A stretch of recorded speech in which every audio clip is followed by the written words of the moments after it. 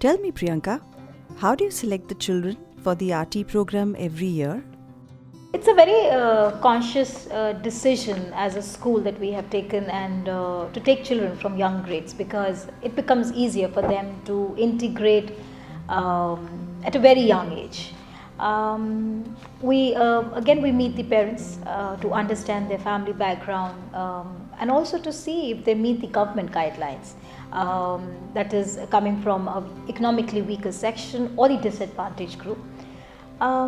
We also give priority to siblings for equal opportunities, and when there are more applicants, we definitely do a lottery system. Have you faced any challenges from other parents who are not from the RT program? Riverside has always believed in being transparent and to all stakeholders. So when the act was implemented in 2009, we knew we had to do it.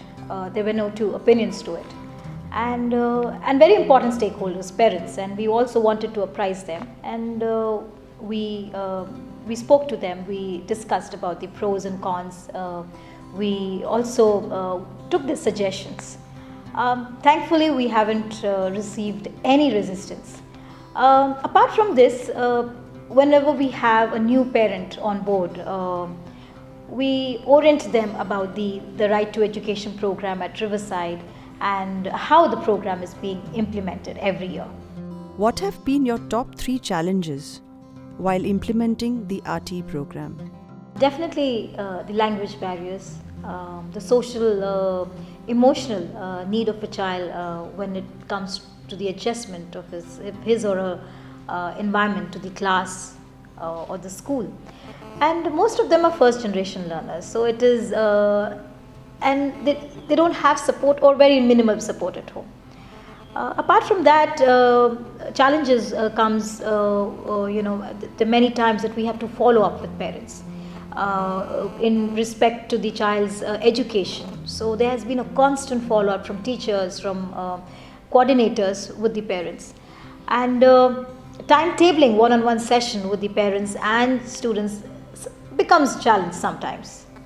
What are the additional support system or strategies that the school has developed to make the RT program more robust? The Right to Education program at Riverside is a 360-degree approach, keeping in mind all these stakeholders. So when I talk about children, we have different programs designed. Home visits, which is done twice a year. The first home visit is done to know the family background of the child, and second is need-based. One-on-one sessions, that is for academic rigor and social emotional support for the child. Again, to ensure retention during summers, we have the summer school, which is called the Teach to Reach program.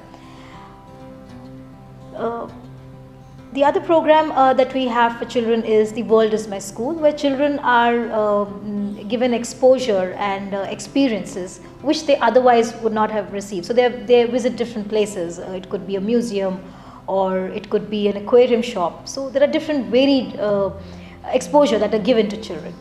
The after school program is designed to give them varied opportunities to hone their skills. So apart from this, we also have team meetings with teachers to know about the child's progress, updates. That's how the entire program has been designed, keeping in mind the child.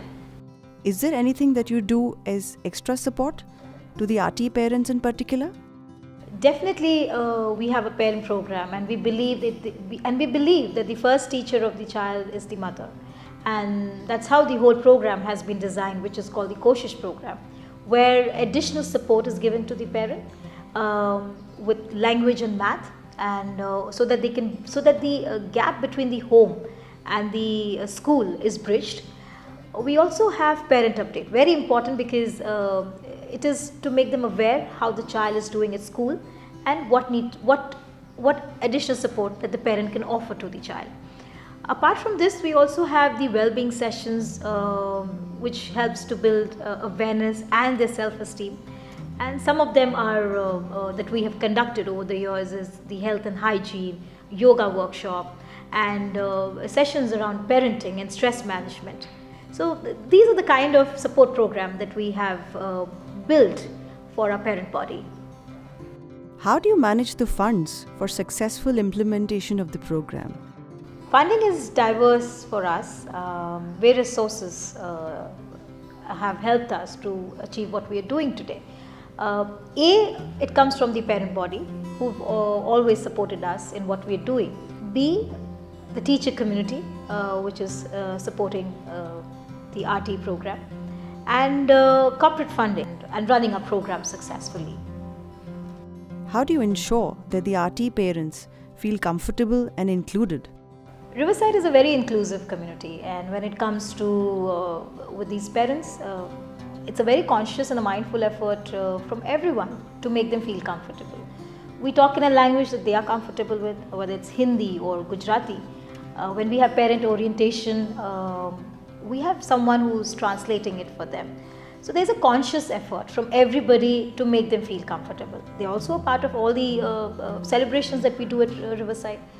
They're parent volunteers. They come here, they teach children how to make rakhi or flower making or stitching. So they're a very integral part of the entire process.